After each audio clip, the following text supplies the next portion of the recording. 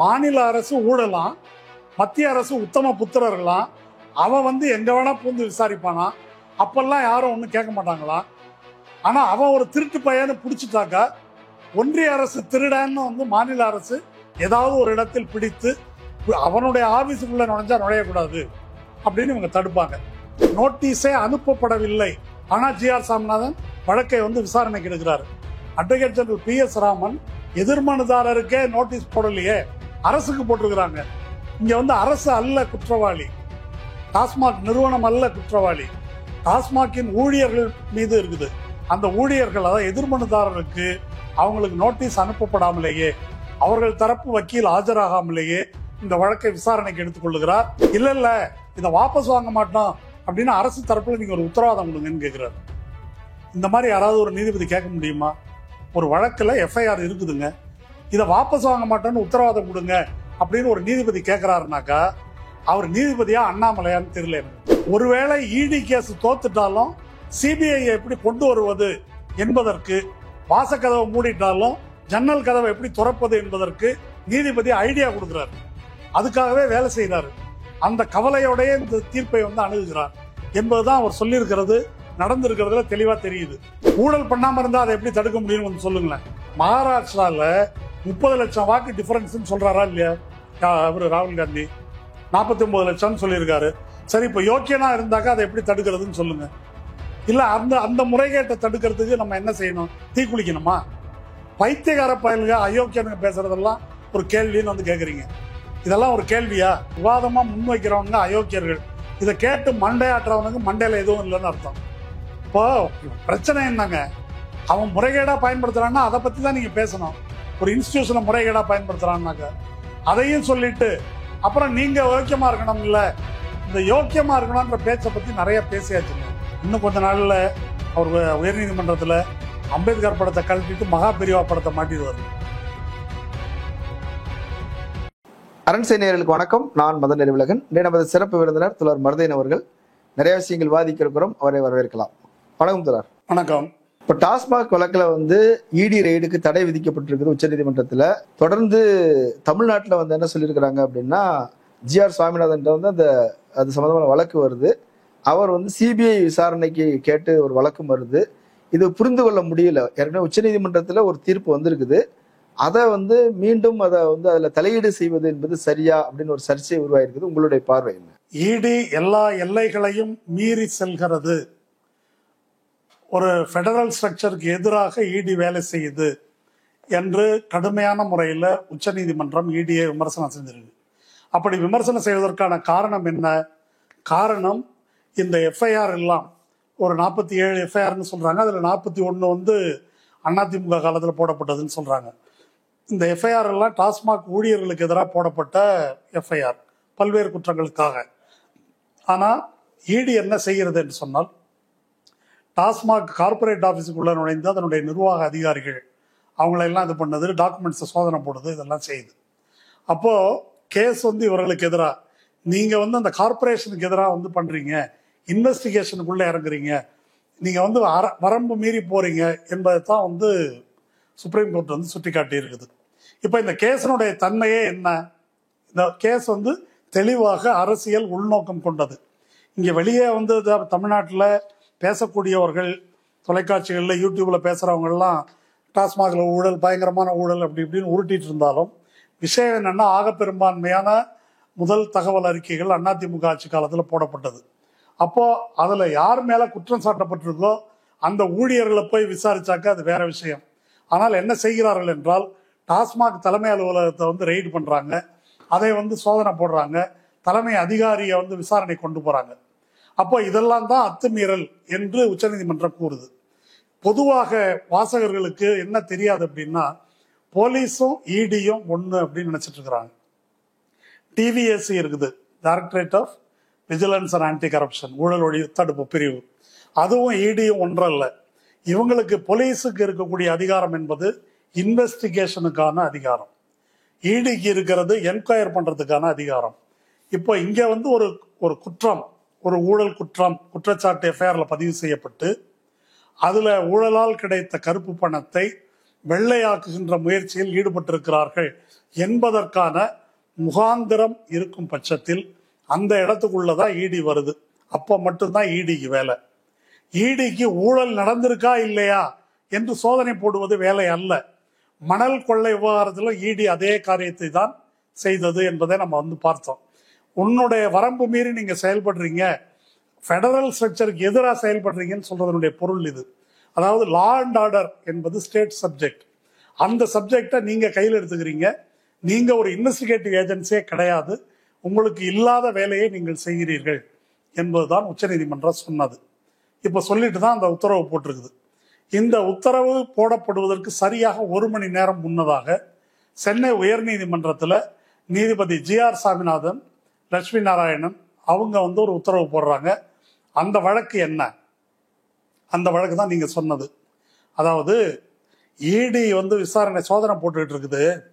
இங்க மாநில அரசு அதுக்கு ஒத்துழைக்க மாட்டேன்றாங்க, அந்த விசாரணை செய்ய விடாமல் தடுக்கிறாங்க அப்படின்னு வெங்கடாஜலபதி அப்படின்னு ஒருத்தர், அதனால இதை சிபிஐக்கு மாற்றணும் அப்படின்னு பெட்டிஷன் போட்டிருக்காரு GR சாமிநாதன் பெஞ்சில். இந்த வெங்கடாஜலபதி யாருன்னாக்கா யூஜிசி மேட்டர்ல கவர்னருக்கு வைஸ் சான்சலரை நியமிக்கும் அதிகாரத்தை வழங்க வேண்டும், அதை மறுக்கின்ற தமிழக அரசின் சட்டம் செல்லாது அப்படின்னு பெட்டிஷன் போட்ட அதே வெங்கடாஜலபதி தான் இந்த வெங்கடாஜலபதியும். அதாவது திருநெல்வேலி மாவட்டத்தை சேர்ந்த பாஜக காரர், மாவட்ட செயலாளர் பொறுப்புல இருக்கிறவர், அவர் தான் இந்த பெட்டிஷனையும் போட்டிருக்காரு. அந்த பெட்டிஷன் சாமிநாதன் பெஞ்சுக்கு முன்னால விசாரணைக்கு வந்தது போலவே இதுவும் இங்கே வந்திருக்குது. இப்போ இந்த வழக்கு விசாரணையில என்ன நடைபெற்றது என்பதை தெரிந்து கொள்வது அவசியம். எப்படி யூஜிசி வழக்குல நடைபெற்ற விசாரணை ஒரு நேர்மையற்ற முறையில் நடைபெற்றதோ அதே போல இந்த வழக்கு விசாரணையும் நடக்குது. இந்த கேஸை எடுத்துக்கிட்டு இந்த அரசு தரப்புல அப்பியர் ஆகக்கூடிய அட்வொகேட் ஜெனரல் அவர் ஒரு கேள்வி கேட்கிறாரு. அதாவது இந்த பெட்டிஷன் போட்டிருக்காரு, இந்த பெட்டிஷன்ல ரெஸ்பாண்டன்ட் எதிர் மனுதாரர்கள் யாரு? இந்த வழக்கை சிபிஐக்கு மாத்தணும்னாக்கா இந்த 47 எஃப்ஐஆர்லையும் யார் மீது குற்றம் சாட்டப்பட்டிருக்கிறதோ அந்த டாஸ்மாக் ஊழியர்கள் அவங்களுக்கெல்லாம் நோட்டீஸ் போட்டு அவங்க சார்பாக வழக்கறிஞர்கள் ஆஜராகணும். அப்படி ஆஜராகாம இந்த கேஸை விசாரிக்கவே முடியாது. நான் சொல்றது புரியுதா? ஆமா, அப்படி அவர்களுக்கு நோட்டீஸே அனுப்பப்படவில்லை.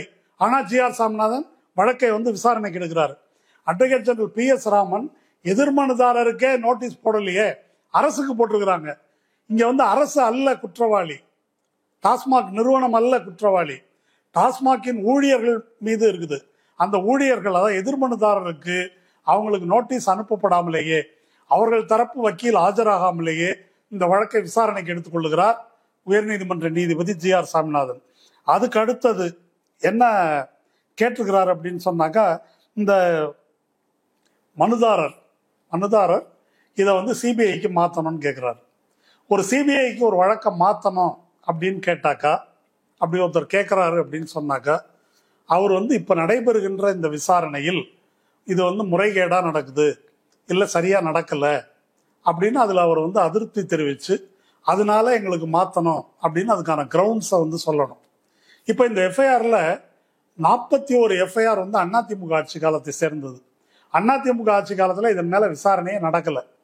அப்போ யாரும் இந்த யோக்கியர்கள் யாரும் கேட்கல, இந்த யோக்கிய நீதிமன்றமும் அப்போ தலையிடலை. இப்போ டிஎம்கே ஆட்சி காலத்தில் இதையெல்லாம் டிவிஎஸ்சி விசாரிக்க தொடங்கிய உடனே இது எங்களுக்கு சந்தேகமா இருக்கு, இவங்க தடுக்கிறாங்க பாருங்க, இடி எல்லாம் அங்க உள்ளே விட மாட்டேன்றாங்க அப்படின்னு சொல்லி யார் சொல்றாரு? மனுதாரர் சொல்றாரு. 1000 கோடி ரூபாய் ஊழல்ன்றாரு. 1000 கோடிக்கு என்ன ஆதாரம்?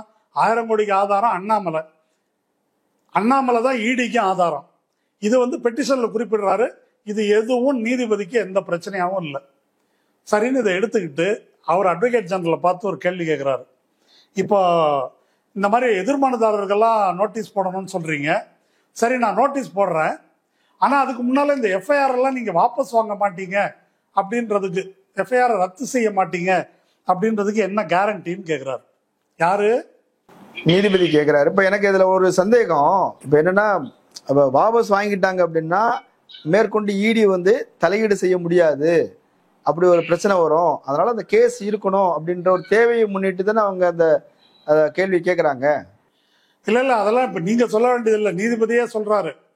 நீங்க வாபஸ் வாங்கிட்டீங்கன்னாக்கா இந்த பெட்டிஷனையும் நான் விசாரிக்க முடியாம போயிடும், இடியும் விசாரிக்க முடியாம போயிடும் அப்படின்னு அப்படியே மனம் நொந்து போய் ரொம்ப அக்கறையோட நீதிபதி வந்து கேட்கிறாரு. அதுக்கு அட்வொகேட் ஜெனரல் பதில் சொல்றாரு, என்ன மயிலாடு உங்களுக்கு தெரியாதா, ஜஸ்ட் லைக் தட் நாங்கள் அப்படி வாபஸ் வாங்க முடியுமா, அதை வந்து மேஜிஸ்ட்ரேட் கிட்ட கொண்டு போனோம், ஜூரிஸ்டிக்ஷனல் மேஜிஸ்ட்ரேட் கிட்ட கொண்டு போய் அவர் க்ளோசர் ரிப்போர்ட்டை ஒத்துக்கிட்டா தானே வாபஸ் வாங்க முடியும், நீங்க இப்படி பேசுறீங்களேன்னு கேட்கிறாரு. ஆனா அதுக்கு மேல ஒத்துக்கல நீதிபதி. இல்ல இல்ல, இதை வாபஸ் வாங்க மாட்டோம் அப்படின்னு அரசு தரப்புல நீங்க ஒரு உத்தரவாதம் கொடுங்கன்னு கேட்கிறாரு. இந்த மாதிரி யாராவது ஒரு நீதிபதி கேட்க முடியுமா?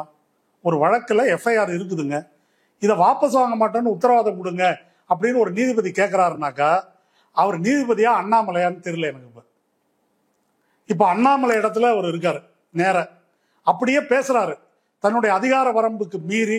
இப்போ வாபஸ் வாங்கும் அப்படின்னு சொன்னா நீங்க இந்த தமிழ்நாடு அரசுக்கு, டாஸ்மாக் நிறுவனத்துக்கு உள்நோக்கம் கற்பிக்கிறீங்க. எந்த அடிப்படையில் உள்நோக்கம் கற்பிக்கிறீங்க? என்ன ஆதாரம் இருக்கு உங்கள்கிட்ட? நீங்க ஆதாரமே இல்லாமல் இந்த அரசு மீது உள்நோக்கம் கற்பிக்கிறீங்கன்னாக்கா உங்களுக்கு ஒரு பயாஸ் இருக்கு, தெளிவான ஒரு பயாஸ், உள்நோக்கம். அந்த முன்முடிவோட தான் நீதிபதி இதை அணுகி இருக்கிறார் என்பதற்கு அவருடைய இந்த கேள்வி சான்று. அதுக்கு அட்வொகேட் ஜெனரல் பதில் சொல்றாரு, சரி நான் அரசு கிட்ட சொல்றேன், ஆனா இந்த ரெக்கார்டில் வந்து நீங்க பதிவு பண்ணாதீங்க, நான் இன்ஃபார்ம் பண்றேன் அப்படின்னு சொல்றாரு. ஆனால் நீதிபதி என்ன செய்யறாரு, அதை அவர் சொன்னதை மீறி தன்னுடைய ஆர்டர்லேயே இதை குறிப்பிடுறாரு. என்னன்னு குறிப்பிடுறாரு? நல்லா கேட்டுக்குங்க இதை. To enable the petitioner to cure the defect, the case stands adjourned by 3 weeks. அதாவது மனுதாரர் எதிர் மனுதாரர்களுக்கெல்லாம் நோட்டீஸ் போடல இல்லையா, அதனால 3 வாரத்துக்கு தள்ளி வைக்கிறேன். Since the Honorable Supreme Court has held that if predicate offences are closed, PMLA prosecution cannot survive. Predicate offense என்பது இல்லாமல் போய்விட்டால் PMLA நிற்காது என்று உச்ச நீதிமன்றம் கூறி இருக்கின்ற காரணத்தினால் நீங்க வந்து என்ன செய்யணும்னாக்கா ஹோம் செக்ரட்டரிக்கு சொல்லி இந்த வழக்கெல்லாம் வாபஸ் வாங்க கூடாது அப்படின்னு உத்தரவாதம் தரணும். அதை அட்வொகேட் ஜெனரல் ஏற்றுக்கொண்டிருக்கிறார். அந்த அடிப்படையில் 3 வாரத்துக்கு ஒத்தி வைக்கிறோம் அப்படின்னு தீர்ப்பு கொடுக்கிறார் நீதிபதி GR சாமிநாதன். இது நடந்த 1 மணி நேரத்தில் இடி இங்க உள்ள போவதற்கு எந்த அதிகாரமும் இல்லை, நீங்க அத்துமீறி போறீங்க, ஃபெடரல் ஸ்ட்ரக்சரை உடைக்கிறீங்க, இன்வெஸ்டிகேஷன் வந்து மாநில அரசோட வேலை என்று உச்ச நீதிமன்றம் சொல்லுகிறது. இப்போ உச்ச நீதிமன்றம் இந்த விஷயத்தை எப்படி பார்க்கிறது, உயர் நீதிமன்றம் எப்படி பார்க்கிறதுன்ற வித்தியாசம் உங்களுக்கு தெரியுதா? இல்ல, இப்போ உச்ச நீதிமன்றத்திற்கு ஒரு அதிகாரம் இருக்குது அப்படின்னாலும் கூட உயர் நீதிமன்றத்தில் ஒரு மனுதாரர் வராரு, ஒரு கோரிக்கை வைக்கிறாருங்கிற வகையில அவர் அதை பரிசீலித்து விசாரணைக்கு எடுத்துக்கொள்ள முடியும் தானே? அது அல்ல பிரச்சனை. இப்போ உச்ச நீதிமன்றம் மாநில அரசின் அதிகாரத்தில், சட்டம் ஒழுங்கை பராமரிக்கின்ற அதிகாரத்தில் ஒன்றிய அரசின் நிறுவனமான இடி அத்துமீறி தலையிடுகிறதுன்னு உச்ச நீதிமன்றம் சொல்லுது. உயர் நீதிமன்ற நீதிபதி என்ன சொல்றாரு அப்படின்னாக்கா, நீங்க வந்து எஃப்ஐஆர் அப்படியே வச்சுக்கோங்க, அப்பதான் சிபிஐ தலையிடுவதற்கேற்ற மாதிரி இந்த வழக்கை நான் விசாரிக்க முடியும்ன்றாரு. அப்போ ஒருவேளை இடி கேஸ் தோத்துட்டாலும் சிபிஐ எப்படி கொண்டு வருவது என்பதற்கு, வாசக்கதவை மூடிட்டாலும் ஜன்னல் கதவை எப்படி துறப்பது என்பதற்கு நீதிபதி ஐடியா கொடுக்கிறார். அதுக்காகவே வேலை செய்கிறாரு. அந்த கவலையோடைய இந்த தீர்ப்பை வந்து அணுகுகிறார் என்பதுதான் அவர் சொல்லியிருக்கிறது, நடந்திருக்கிறதுல தெளிவா தெரியுது. இப்ப அந்த மனுதாரர் என்ன சொல்றாரு, இடி உள்ள போய் சோதனை போட விட மாட்டேன்றாங்க, அப்படி பண்றாங்க, அதனால சிபிஐ கொடுங்கன்றதான மனுதாரர் கோரிக்கை. ஆனா உச்ச நீதிமன்றம் என்ன சொல்லியிருக்கு, நீ படியேறி உள்ள போனதே தப்புன்னு சொல்லியிருக்கு. உண்டா இல்லையா? அப்ப இந்த மனுதாரருடைய மனுவே உள்நோக்கம் கொண்டது. அவர் பிஜேபி மாவட்ட செயலாளர், அவர் தானா வந்தாரா இந்த 2 வழக்குக்கும், இல்ல RN ரவி சொல்லி வந்தாரான்னு எனக்கு தெரியல. ஏன்னா முதல் கேஸை பார்க்கும்போது, யூஜிசி கேஸை பார்க்கும்போது அது நிச்சயமாக அப்படி சந்தேகப்படுவதற்கு எல்லா முகாந்திரமும் இருக்குது. RN ரவி தன்னுடைய எல்லா ஆயுதங்களும் செயலற்று போன நிலையில வேற ஒரு ஆயுதத்தை ஏவுவோம் என்று இப்படி ஒரு ஆளை தட்டி விட்டு இப்படி கொண்டு வந்திருக்கிறதுக்கு எல்லா வாய்ப்பும் இருக்குது. அதே போலவே இதுவும் ஒருவேளை இடி அப்படின்றது சுப்ரீம் கோர்ட்ல அடி வாங்கிட்டாக்கா நம்ம உள்ள நுழையிறதுக்கு வேற என்ன வழி அதுக்கு சிபிஐ வரணும். சிபிஐ உள்ள வரக்கூடாது அப்படின்னு சிபிஐக்கான ஒரு பிளாங்கெட்டான அனுமதியை தமிழ்நாடு அரசு ரத்து செய்து விட்டது. அப்போ உயர்நீதிமன்றம் உத்தரவு போட்டாதான் சிபிஐ வர முடியும். அதுக்கான ஒரு ஏற்பாடு அப்படின்றத இப்போ வந்து தொடங்குறாங்க. இது ஒரே வார்த்தையில் சொல்வதென்றால், மாநில அரசின் அதிகாரம் அப்படின்றதுல இந்த ஆளுநர் அத்துமீறி அதை வந்து முடக்குகிறார், குடியரசுத் தலைவர் முடக்கி வைத்திருக்கிறார் என்பதையெல்லாம் எக்ஸ்போஸ் பண்ணி தான் சமீபத்திய உச்சநீதிமன்ற தீர்ப்பு வந்து வந்தது. இப்போ அந்த தீர்ப்பு வந்த பிறகு பிரசிடென்ஷியல் ரெஃபரன்ஸ் அப்படின்னு ஒரு 10 கேள்வி கேட்டு ஒன்று கொடுத்துருக்குறாங்க. ஜெகதீப் தங்கர் உச்சநீதிமன்றத்தினுடைய அந்த அதிகாரம் ஒரு ஏவுகணையை போன்றதுலாம் வந்து பேசியிருக்கிறாரு. அடுத்த பிஜேபிக்காரங்க அதுக்கு வந்து குதிக்கிறாங்க. இப்போ இந்த மனு தாக்கல் செய்யப்பட்டிருக்கு. அப்போ நீங்க கவர்னரையும் உச்சநீதிமன்றத்தையும் மீறி அல்லது இடியையும் நீங்க முறியடிப்பீர்கள் என்றால் சட்ட ரீதியா எங்க கையில உயர்நீதிமன்றம் இருக்கு, அங்க சில நீதிபதிகள் எங்க கையில இருக்கிறாங்க, அவங்கள வச்சு நாங்க உள்ள நுழைவோம் அப்படின்றத பச்சையாக சொல்லுகிறார்கள். இதுல நேற்று யுஜிசி வழக்கு விசாரணையின் போது வழக்கறிஞர் வில்சனிடம் இவர் நீதிபதி ஜி.ஆர். சாமிநாதன் எப்படி நடந்து கொண்டார் என்பது நமக்கு தெரியும். இன்னைக்கு காலையில வில்சன் வந்து நேற்று அந்த விசாரணையின் போது ஒரு கருத்து சொல்றாரு. அவர் என்ன கருத்துனாக்கா, இந்த தீர்ப்பு நீங்கள் செய்ய விரும்புவது என்ன அப்படின்னாக்கா, உச்சநீதிமன்றம் இந்த ஆளுநருக்கு எதிரான வழக்கில் கொடுத்திருக்கிற தீர்ப்பு இருக்கு இல்லையா, பர்திவாலா மகாதேவன் பெஞ்ச், அந்த தீர்ப்பை முடக்குவதுதான் நீங்க கொடுக்கிற தீர்ப்பின் நோக்கம்னு சொல்றாரு. அப்படி சொன்ன உடனே எனக்கு இதை வந்து அவதூறு செய்யறாரு, ஆத்திரம் ஊட்டுறாரு, இதெல்லாம் தீர்ப்புல இருக்குது. யாரு? வில்சன். அப்படின்னு நோக்கம் கற்பிக்கிறாரு அப்படின்லாம் தீர்ப்புல வந்து எழுதியிருக்கிறாரு. ஆனா இன்னைக்கு காலையில ஹிந்து பேப்பரு தலையங்கமே எழுதியிருக்கிறாங்க. என்ன தலையங்கம்? இந்த மாதிரி இந்த ஒரு விசித்திரமான வினோதமான அவசரம் நீதிமன்றத்துக்கு அப்படின்னு சொல்லிட்டு அவங்க சொல்லியிருக்கிற ஹிந்து பேப்பர் சொல்லியிருக்கிற விஷயமே என்ன அப்படின்னு சொன்னாக்கா, இவர் வந்து இந்த வரியை நான் படிச்சு காட்டுறேன் பாருங்க. What is equally கிளாரிங் however is the misplaced urgency with which bench moved to deprive the amended acts of legal effect. இதுல வந்து அவர் என்ன சொல்றாருனாக்கா, சுப்ரீம் கோர்ட் வந்து என்ன சொல்லியிருக்கோ அதை வந்து காலி பண்றது தான் வந்து இதனுடைய விளைவாக இருக்கிறது அப்படின்னு நம்ம ஹிந்து பேப்பர் சொல்லியிருக்குது. அப்போ வழக்கறிஞர் வில்சன் சொன்னது 100% உண்மை. அப்போ பொருள் என்ன அப்படின்னு சொன்னா, நீங்க உச்சநீதிமன்றத்திலே போய் தீர்ப்பு வாங்கிட்டு வந்தாலும் உயர்நீதிமன்றத்தை வைத்து கொண்டு நாங்கள் அதை முடக்குவோம், முறியடிப்போம் என்பதுதான் இவர்கள் சொல்லுகின்ற செய்தி. ஓகே, இப்போ இந்த விவகாரம் போயிட்டு இருக்குது, சட்ட ரீதியா ஒரு பக்கம் போயிட்டு இருக்குது. இது குறித்து பொதுவில் நடந்த உரையாடல்கள் எல்லாம் வந்து 2-3 நாளா பார்த்தோம். இடி வந்துருச்சு, இடி வந்து பழி வாங்குறதுக்கு தான் வந்திருக்குது. நடுநிலையாளர்களை சொல்ற, ஒரு சார்பா பேசுறவங்க இல்ல, நடுநிலையாளர்களே சொன்னது என்னன்னா, அவங்க வந்து ஒரு சார்பா தான் இருப்பாங்க, அவங்க வந்து இடி வந்து பழி வாங்க தான் செய்யும், ஒன்றிய அரசு கிட்ட ஏகப்பட்ட இன்ஸ்டிடியூஷன்ஸ்லாம் இருக்குது, அவங்க வந்து அடக்குமுறையை ஏவதான் செய்வாங்க, அவங்களெல்லாம் வந்து நீங்க வந்து வேற வழி இல்லை, நீங்க யோக்கியனா இருந்திருக்கணும், நீ உத்தமனா இருந்திருந்தா இந்த பிரச்சனை இல்லை, நீ பாசிசத்தை எதிர்க்கணும் அப்படின்னா நீ யோக்கியனா இருந்தா தானே அதை செய்ய முடியும், நீ இப்படி செய்யும் போது வேற என்ன பண்ண முடியும் அப்படி பேசினவங்க. உதயநிதி குடும்பம் உள்ள போகுது, ஸ்டாலின் குடும்பம் உள்ள போகுது, நெருங்கி விட்டார்கள், இதோ பிடித்து விட்டார்கள், இப்படியான விவாதங்கள்லாம் போயிட்டு இருந்தது இல்லை, அதை எப்படி பார்க்குறீங்க? ஏங்க இதுல இந்த இப்ப நீங்க சொல்ற ஸ்டேட்மெண்ட் எல்லாமே முரண்பாடானது. அதாவது டெல்லி வந்து உள்நோக்கத்துடன் தான் நடந்து கொள்ளுகிறது அப்படின்றது, ஆமா அப்படிதான் நடந்துக்குவாங்க அப்படின்றதான் அவங்க சொல்றாங்க.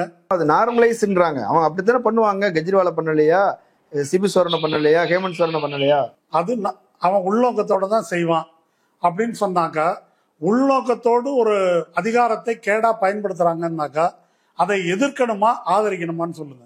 அவங்க இவங்களுக்கு புத்தி சொல்றாங்க, திமுக கவர்மெண்ட் நீங்க கரெக்டா நடந்துக்கணும், பர்ஃபெக்டா இருந்துக்கணும். உள்நோக்கத்தோடு ஒரு காரியத்தை செய்யறாங்கன்னாக்கா நீங்க யோக்கியனா இருந்தாலும் அதை செய்வாங்க.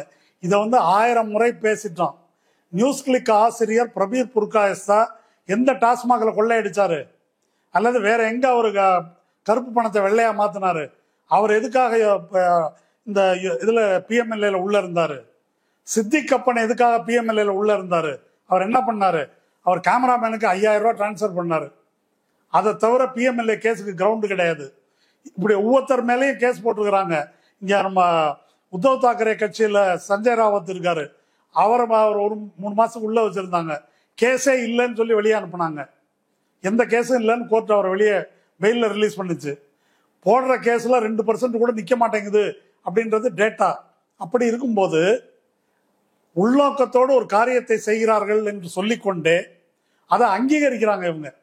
அதுதான் முக்கியமான பிரச்சனை. உள்நோக்கத்தோட செய்யறான்னு சொன்னாலே இடிஏ, சிபிஐ, நீதிமன்றத்தை, இன்னும் எலெக்ஷன் கமிஷனை கேடா பயன்படுத்துறாங்க அப்படின்னு சொல்லணும். இப்ப இடியை மட்டும் இல்ல, எலெக்ஷன் கமிஷனை கேடா பயன்படுத்துறாங்களா இல்லையா உள்நோக்கத்தோட? சரி, ஊழல் பண்ணாம இருந்தா அதை எப்படி தடுக்க முடியும்னு கொஞ்சம் சொல்லுங்களேன்.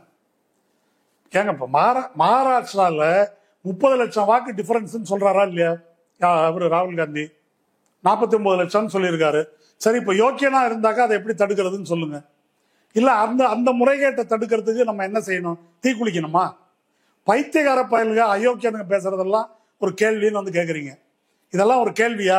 இல்ல, 2 நாளா இதுதான் விவாதம். மெயின் ஸ்ட்ரீம்லயும் சரி, சமூக ஊடகங்களையும் சரி, இதுதான் விவாதமா போயிட்டு இருந்தது. அதனாலதான் நான் கேட்டேன். இல்ல, இது ஒரு விவாதம்னு பேசுறாங்கன்னா, பேசுறவன் இது விவாதமா முன்வைக்கிறவங்க அயோக்கியர்கள். இதை கேட்டு மண்டையாட்டுறவனுக்கு மண்டையில எதுவும் இல்லைன்னு அர்த்தம். இப்போ பிரச்சனை என்னங்க, அவன் முறைகேடா பயன்படுத்துறான்னா அதை பத்தி தான் நீங்க பேசணும். ஒரு இன்ஸ்டிடியூஷனை முறைகேடா பயன்படுத்துறான்னாக்க அதையும் சொல்லிட்டு அப்புறம் நீங்க யோக்கியமா இருக்கணும். இல்ல, இந்த யோக்கியமா இருக்கணும்ன்ற பேச்சை பத்தி நிறைய பேசியாச்சுங்க. இப்ப தமிழ்நாட்டில் மட்டும்தான் ஊழல் நடக்குது, அப்படிதானே? சொல்லுங்களேன். யூபியில நடக்கல, மத்திய பிரதேசம் நடக்கல, பிஜேபி ஆளும் மாநிலம் எங்கேயுமே நடக்கல, எதிர்கட்சி மாநிலத்தில் தான் ஊழல் நடக்குது, அப்படிதானே? அப்படித்தான் சொல்றாங்க. அப்படி சொல்றாங்களா? யார் சொல்றாங்க? பிஜேபி சொல்லுது. பிஜேபி இதை எல்லாரும் கேள்வி கேட்டாங்க. பிஜேபி எதிர்கட்சிகளை பழிவாங்குவதற்கு தான் இதை பயன்படுத்துது அப்படின்றதுதான் பாயிண்ட். ஊழல்ங்கிறத அங்க யாரையுமே நடவடிக்கை எடுக்கிறது இல்லை. இப்ப இந்த சத்யபால் மாலிக் காஷ்மீர்ல இந்த புல்வாமா பத்தி எக்ஸ்போஸ் பண்ணாரு. இப்ப இன்னைக்கு சிபிஐ சார்ஜ் ஷீட் போட்டாங்க அவர் மேல, அவர் லஞ்சம் வாங்கினாருன்னு சொல்லி. அவர் அதை பேசாம இருந்தா அதை போட்டிருப்பாங்களா? ஒரு நிறுவனங்களை இப்படி கேடா பயன்படுத்தும் போது அதை எதிர்த்து போராடுகிறவர்கள், அப்படி கேடா பயன்படுத்தக்கூடிய அதிகாரம் இல்லாத எதிர்கட்சி இந்தியா கூட்டணியை சேர்ந்தவர்கள் அதை எதிர்த்து போராடும் போது நீ யோக்கியனான்னு ஒருத்தன் கேள்வி கேட்கறான்னாக்கா அவனை விட அயோக்கியம் வேற யாரும் இருக்க முடியாது. யோக்கியனா இருந்தா இந்த பிரச்சனை வராதுன்னு சொல்றது எவ்வளவு அயோக்கியத்தனம். எத்தனை பேர் மேல யுஏபிஏ கேஸ் இருக்குது. இதோ இப்ப இந்த பேராசிரியர் ஹரியானாவில் கைது செய்யப்பட்டிருக்காரு. எதுக்காக கைது செய்யப்பட்டார்? அவரு பேஸ்புக்ல ஒரு பதிவு போட்டிருக்காரு. சுப்ரீம் கோர்ட் அதுக்கு ஒரு உத்தரவு விசித்திரமா போட்டிருக்கிறாங்க. அந்த பதிவு பேஸ்புக்ல அந்த 10 வரைக்கும் என்ன அர்த்தம் அப்படின்னு கண்டுபிடிக்கிறதுக்கு ஐஜி தலைமையில ஒரு சிறப்பு புலனாய்வு குழு போட்டிருக்கு. அவரை செடிஷன்ல கைது பண்ணியிருக்காங்க. இதுக்கு என்ன செய்ய முடியும்? அவர் என்ன செய்யணும்னு சொல்லுங்க, உள்ள போகாம இருக்கிறதுக்கு. ஓவராலா இது பாசிச நடவடிக்கையினுடைய ஒரு அங்கம். இது ஊழல் ஒழிப்பு நடவடிக்கை அல்ல. இது ஊழல் ஒழிப்பு நடவடிக்கைன்னு எவனாவது பேசினான்னாக்கா அவனை போல அயோக்கியனோ தமிழ்நாட்டுக்கு துரோகியோ வேற யாரும் கிடையாது. இல்ல, இப்ப நீங்க அப்படி சொல்றீங்க. ஆனா பாருங்க, வெளிப்படையா தெரியுது. டாஸ்மாக்ல அங்க 10 ரூபா வாங்குறாங்க, 20 ரூபா வாங்குறாங்க. ரொம்ப சாதாரணமா நடக்கிற விஷயம். இப்ப இதுல ஊழல் இல்லைன்னு எப்படி சொல்ல முடியும்? இன்னொன்னு, நீங்க 41 பேரு மேல வழக்கு நீங்க தான் போட்டிருக்கிறீங்க. அப்ப அங்க தவறு இருக்குதுன்னு அர்த்தம். அதிமுக போட்டிருக்குது. அதிமுக போட்டிருக்கிறத விசாரிச்சா அதிமுக மந்திரி கிட்ட போனோம். 47 எஃப்ஐஆர் அதிமுக. நீ நியாயமா எடப்பாடி பழனிசாமியோ இல்ல அந்த அமைச்சர்களையோ போய் பார்த்துருக்கணும். அங்கே போயிருக்கிறாங்க. இதுக்கு என்ன பொருள்? ஏதாவது அர்த்தம் இருக்குதா? பேசுறதுல ஒரு லாஜிக் வேணும். டாஸ்மாக்ல ஊழல் நடக்கிறது, ஊழல் இந்த மாதிரியான ஊழல் அப்படின்றது எல்லா துறைகளிலும் நீக்கமற எல்லா மாநிலங்களிலும் எல்லா மட்டங்கள்லையும் இருக்குது. மாநில அரசில் தான் ஊழல் இருக்குது. மத்திய அரசு யோக்கியமா? இப்ப இந்த ஊழலை ஒழிக்கிறதுக்காக, கருப்பு பணத்தை ஒழிக்கிறதுக்காக அதற்காகவே இருக்கக்கூடிய அங்கித் திவாரி இடி ஆபீசர் பிடிச்சாங்கல்ல, 2 லட்சம் 20 லட்சம் ரூபாய் பணத்தோட பிடிச்சாங்கல்ல. என்னாச்சு தெரியுமா அந்த கேஸ்? அது பிடிச்ச உடனே நல்லா கேட்டுங்க, பிடிச்சிட்டு அவன் இடி ஆபீஸ்ல அதுக்கான ஆவணங்களை வச்சிருக்கிறான். அவனுடைய ஆபீஸுக்குள்ள போகும்போது எங்க ஆபீஸுக்குள்ள பூந்து முக்கியமான ஆவணங்களை எடுத்துட்டாங்க. எதையா எடுத்தாங்க? நாங்க மணல் கொள்ளை பத்தி விசாரிச்சுட்டு இருக்கிறோம், அதெல்லாம் எடுத்துட்டு போயிட்டாங்க. இது யாருடைய புகார்? இடியுடைய புகார். உள்ள வரக்கூடாது நீங்க அப்படின்னு சுப்ரீம் கோர்ட்ல போடுறாங்க. சுப்ரீம் கோர்ட் இதை விசாரிக்குது. சுப்ரீம் கோர்ட் விசாரிச்சுட்டு என்ன சொல்லுது தெரியுமா? இப்படி மாநில அரசுக்கும் ஒன்றிய அரசுக்கும் முரண்பாடு வரும்போது ஒரு பொதுவான நோடல் ஏஜென்சியை ஏற்பாடு ஒன்று அமைக்கலாமா? இது ஒரு கான்ஸ்டிடியூஷனல் கிரைசிஸா இருக்குது, அதுக்கு என்ன செய்யறதுன்னு யோசிக்கணும் அப்படின்னு உச்சநீதிமன்றம் சொல்லுது. இதுல எவ்வளவு நியாயம் இருக்குன்னு கொஞ்சம் யோசிச்சு பாருங்க. அதாவது மாநில அரசு ஊழலாம், மத்திய அரசு உத்தம புத்திரர்களாம், அவன் வந்து எங்க வேணா பூந்து விசாரிப்பானா, அப்பெல்லாம் யாரும் ஒன்றும் கேட்க மாட்டாங்களா?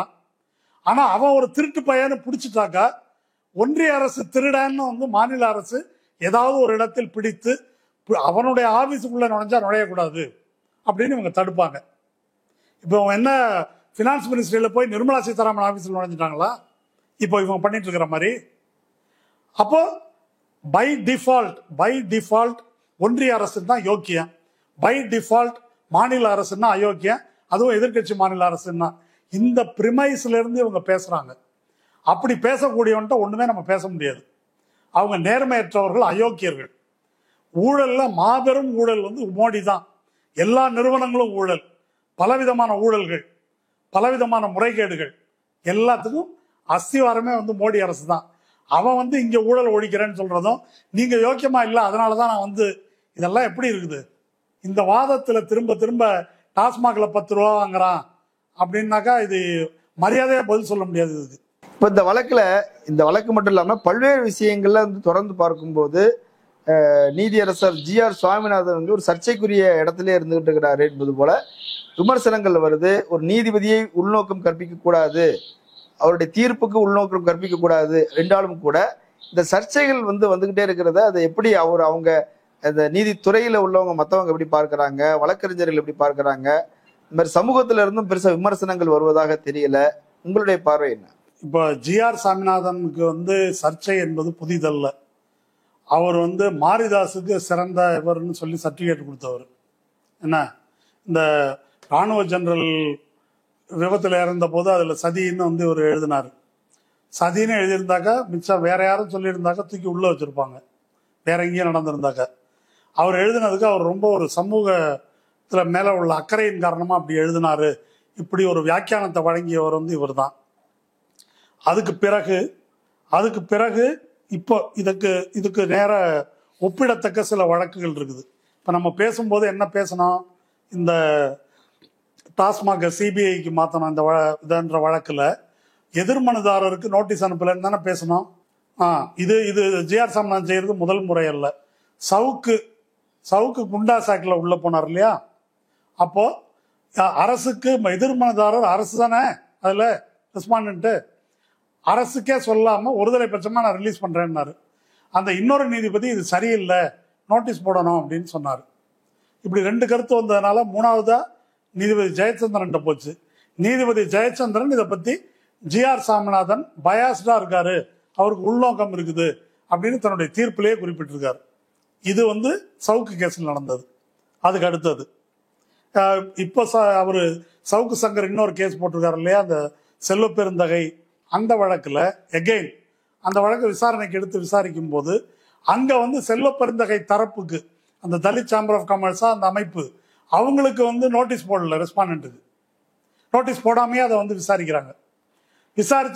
விசாரிக்கும் போதே இந்த மாதிரி அவர் குற்றச்சாட்டு 100க்கும் மேற்பட்ட தவறான நபர்களுக்கு கொடுக்கப்பட்டிருக்கு, இது உண்மையா இருந்தா நீங்க யூ ஆர் இன் ட்ரபிள் அப்படின்றாரு. யாரு? ஜி.ஆர். சாமிநாதன். அட்வொகேட் ஜெனரல் நீங்க நோட்டீஸே போடல அப்படின்றாரு. இத சொல்லிட்டு ஒரு உத்தரவும் பிறப்பிக்கிறார் சிபிஐக்கு கொடுத்து. யாரு? எதிர்த்தரப்புக்கு நோட்டீஸே போடாம, நல்லா கவனிங்க, நோட்டீஸே போடாமல் அதை தெரிவித்த பிறகும் கூட அதை கேட்டுக்கிட்டு சிபிஐன்னு ஆர்டர் போடுறாரு. ஆர்டர் போட்ட உடனே அங்க சுப்ரீம் கோர்ட்டுக்கு போகுது. சுப்ரீம் கோர்ட்டு இதுக்கு என்ன இவ்வளவு அவசரம், அவங்கள கேட்காம நீங்க எப்படி போடுவீங்க, அவங்கள கேட்ட பிறகுதான், எதிர்த்தரப்பை கேட்ட பிறகுதான் இதை பற்றி பேசணும்னு சொல்லி திருப்பி அனுப்புது சுப்ரீம் கோர்ட். இது எத்தனை முறை நடப்பதுன்னு நீங்க சொல்லுங்க. அப்போ இப்படி ஒரு நீதிபதி தொடர்ந்து நடக்கும்போது அவர் உள்நோக்கத்தோடு நடந்து கொள்ளுகிறார் அப்படின்னு சொல்றதுல என்ன தயக்கம் இருக்குது? இப்போ நான் சொன்னேன் இல்லையா, இந்த ஹரியானால பேராசிரியர் கைது பண்ணியிருக்காங்கல்ல, அந்த வழக்கில் நான் பார்த்துட்டேன். வட இந்தியாவில் ஏகப்பட்ட பத்திரிகையாளர்கள், அறிவுத்துறையினர், பேராசிரியர்கள் எல்லாரும் வெளிப்படையாக கண்டித்து எழுதுறாங்க. வழக்கறிஞர்கள் எல்லாரும். நம்ம தமிழ்நாடு இந்தியாவிலே பெரிய கொம்புன்னு சொல்லிக்கிறோம். இங்கதான் முக்கியமா அது வந்து திமுக அரசு ஃபைட் பண்ணுது. மக்கள் என்ன கல்றாங்கன்னு எனக்கு தெரியல. முன்னணியாளர்கள் மக்கள்னு நான் சொல்றது அறிவுத்துறையினர், இந்த சவடால் பேசுறாங்கல்ல, திமுக அரசை வச்சுக்கிட்டு பேசுறாங்கல்ல, அவங்க இங்க இவ்வளவு பேர் விமர்சனம் பண்ணியிருக்காங்களே சுப்ரீம் கோர்ட்டை தான் விமர்சனம் பண்ணியிருக்கிறாங்க. இங்க ஜி.ஆர். சாமிநாதன் அப்பட்டமா இதெல்லாம் செய்யறாரு. இதை எதிர்த்து எந்த வக்கீலாவது அல்லது எந்த அறிவுத்துறையினராவது அல்லது இப்ப சொல்றீங்களே ஊடகவியலாளர்கள் டாஸ்மாக்ல 10 ரூபா வாங்குறத பத்தி பேசுற யோக்கிய சிகாமணிகள், அவங்க யாராவது இதை பத்தி பேசியிருக்காங்களா? ஜி.ஆர். சாமிநாதன் இப்படி ஒருதலை பட்சமா நடக்கிறாரு. அவர் இது மாதிரி இந்த வழக்கெல்லாமே இப்ப அவர் பெஞ்சுக்கு எப்படி வருது, திருநெல்வேலியிலிருந்து மதுரையில போடுறதுக்கு பதிலாக மெட்ராஸ்ல போட்டு செட்டப் பண்ணி வருது. இதெல்லாம் இது எப்படி வருதுன்னு யாராவது கேட்டிருக்கிறாங்களா?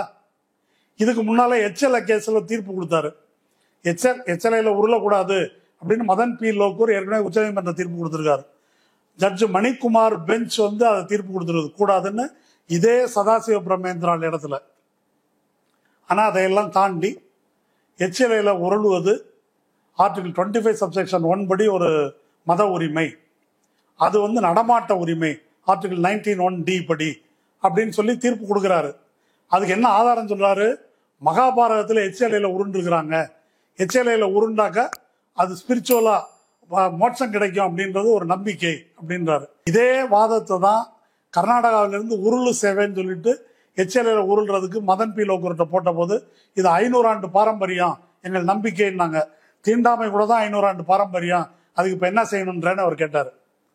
இதெல்லாம் வாங்கி வச்சுக்கிட்டு இந்த உச்ச நீதிமன்ற உயர் நீதிமன்ற தீர்ப்புகளை எல்லாம் கையில் வைத்து கொண்டு அதை மீறுகிறார். அதை மீறும் போது என்ன தெரியுமா சொல்றாரு? ஏங்க பெஞ்ச் தீர்ப்பை ஒரு சிங்கிள் ஜட்ஜ் மீற முடியுமான்னதுக்கு ஒரு விசித்திரமான ஒரு விளக்கம் கொடுக்கிறாரு. ஏனென்றால் மணிக்குமார் தலைமையிலான அந்த பெஞ்ச் வந்து எதிர்மனுதாரராக சதாசிவ பிரம்மேந்திரால் மடத்தை சேர்க்கல, அதனால அந்த தீர்ப்பு செல்லாதுன்றார். இவர் என்ன பண்ணிட்டு இருக்காரு? ஒவ்வொரு கேஸ்லயும் டாஸ்மாக் சிபிஐ கொடுக்கிற கேஸ்ல, சவுக்கு சங்கர் குண்டாஸ் ஆக்ட் ரிலீஸ் பண்றதுல, சவுக்கு சங்கர் செல்வ பெருந்தகை போட்டிருக்கிற கேஸ்ல எதுலையும் எதிர்மனதாரருக்கு ஒன்றும் போகல. இவர் ஆர்டர் பாஸ் பண்ணுவார். ஆனா அதை ரத்து செய்வதற்கு இதை காரணமா சொல்லுவாரு. ஆனா அந்த வழக்கை பொறுத்தவரை எதிர்மனுதாரரை கேட்க வேண்டிய அவசியம் கிடையாது. இது வந்து மனித கண்ணியத்துக்கு எதிரானது அப்படின்னு சொல்லக்கூடிய இந்த விஷயங்கள்ல அதுல இன்னொரு மனுதாரர் இல்லாம சோமோட்டோ நேரடியாகவே நீதிமன்றம் பப்ளிக் ஆர்டர், கான்ஸ்டிடியூஷனல் மொராலிட்டி இதன் அடிப்படையில் ரத்து செய்ய முடியும். ஆனா அதுல வந்து அப்படி பேசுறாரு. இது மாதிரி இப்ப இந்த வயலூர் அர்ச்சகர் வழக்கு வந்துச்சு. வயலூர் அர்ச்சகர் வழக்குல என்ன பேசினாரு? பார்ப்பன அர்ச்சகர்கள் பார்ப்பனர் அல்லாத அர்ச்சகர்களை நீக்கணும் அப்படின்னு பெட்டிஷன் போட்டாங்க. அதை விசாரிச்சாரு. அதை விசாரிச்சுட்டு இந்த பார்ப்பனர் அல்லாத அர்ச்சகர்கள் வந்து என்ன கோத்திரம்னாரு. பாரத்வாஜ கோத்திரம்னு உடனே நீங்க எல்லாம் ஐயரான்னு கேட்டாரு. ஐயர் இல்லை அப்படின்னு சொன்ன உடனே அப்படின்னா விளைவுகளை சந்திக்க வேண்டியிருக்கும், நானே ஸ்மார்த்த பிராமணன், நானே போக முடியாது, நீ எப்படி போக முடியும்னாரு. இதெல்லாம் ஒரு நீதிபதி பேசக்கூடியதா? என்னுடைய கருத்து என்னன்னு கேட்டா, இன்னும் கொஞ்ச நாள்ல அவர் உயர்நீதிமன்றத்துல அம்பேத்கர் படத்தை கழட்டிட்டு மகா பெரிவா படத்தை மாட்டிடுவார். இது நடக்க போகுது. என்ன அப்படிதான் அவர் பேசுறது பூரா இருக்குது. இதுக்கு மேல போய் அந்த மனுதாரர்களுடைய கோரிக்கை என்னன்னா, இந்த 2 சூத்திரர்களை போட்டது செல்லாதுன்றது. இவர் அதுக்கு மேல போய் செல்லாதுன்னு சொன்னது மட்டும் இல்ல, அந்த பெட்டிஷன் போட்ட பார்ப்பனர்கள் இருக்காங்கல்ல, அவங்களுக்கு வந்து அவங்கள யார் தகுதியானவர்களோ அவங்களுக்கு அப்பாயின்மெண்ட் போடுங்க அப்படின்னு உத்தரவு போடுறாரு. இதெல்லாம் எந்த சட்டத்துல வரும்? எதுலயும் வராது. எப்படி ஆர்.என். ரவி பேசுவது, அவர் வந்து அவரை எதுவுமே செய்ய முடியாதுன்னு கண்டதை பேசுறாரோ, அதே போல ஜி.ஆர். சாமிநாதனும் தான் செய்கின்ற எந்த நடவடிக்கைக்காகவும் தன்னை எதுவும் செய்துவிட முடியாது என்று சட்டம் வழங்குகின்ற பாதுகாப்பை பயன்படுத்தி கொண்டு மிக ஆணவமாக அவர் நம்புகின்ற இந்துத்துவ கொள்கை, சனாதன கொள்கை, அதுதான் கான்ஸ்டிடியூஷன் இல்லை அப்படின்னு அவர் வந்து அமல்படுத்திட்டு இருக்கிறார். அதனாலதான் உச்சநீதிமன்ற தீர்ப்பை எப்படி காலி பண்றது அப்படின்றதுக்கு மிக கான்சியஸா இந்த தீர்ப்புகளை அவர் கொடுக்கிறார். அதற்காகத்தான் இந்த பெஞ்ச் முன்னால கொண்டு வரப்பட்டிருக்கு. இதுல பாயிண்ட் என்னன்னு கேட்டா, திமுக காரர்களோ இதை பற்றி பேசுபவர்களோ பத்திரிகையாளர்களோ அவர் நீதிபதியாக இங்கே நீடிக்க கூடாது, அவர் வந்து இது மாதிரி பயாஸ்டா இருக்கிறாரு அப்படின்னு அவருடைய கொடுத்துள்ள தீர்ப்புகள், அவர் நடந்து கொண்டுள்ள முறை, வெளியே அவர் பேசுகின்ற விஷயங்கள் இதையெல்லாம் தொகுத்து சொல்லி உச்சநீதிமன்றத்துக்கு புகார் கொடுக்கணும். என்ன அந்த மாதிரி நடவடிக்கை என்னவோ அதை எடுக்கணும். பொது வெளியில கடுமையாக இவற்றை விமர்சித்து பேச வேண்டும். இதை எதையும் செய்யாம திரும்ப திரும்ப நான் சுப்ரீம் கோர்ட்டுக்கு போறேன் அப்படின்னு பேசிக்கிட்டு இப்படியே பேசிட்டு இருந்தோம்னா ஒன்றும் விளங்காது. அவ்வளவுதான். நிறைய தகவல்களை சொல்லியிருக்கிறீங்க. மக்கள் அதை பரிசீலிக்கட்டும். கலந்து கொண்டு கருத்துக்களை பகிர்ந்தமைக்கு நன்றி. நன்றி. நேரிலே மற்றொரு விருந்தினோடு மீண்டும் சந்திக்கலாம். நன்றி. அரண்சை நண்பர்களுக்கு வணக்கம். அரண்சை ஊடகம் சுயேட்சையாக இயங்குவதற்காகவே உருவாக்கப்பட்டது. நாம் செய்கிற வேலை உண்மையிலேயே மக்களுக்காக செய்கிறோம் என்பதை நீங்கள் நம்பினால், வாய்ப்பு இருந்தால் இந்த ரேசர் பே QR கோடுக்குள்ளே நீங்கள் அதை ஸ்கேன் பண்ணி எங்களுக்கு உங்களால் இயன்றதை விருப்பம் இருந்தால் ஆதரவு தெரிவிக்கலாம்.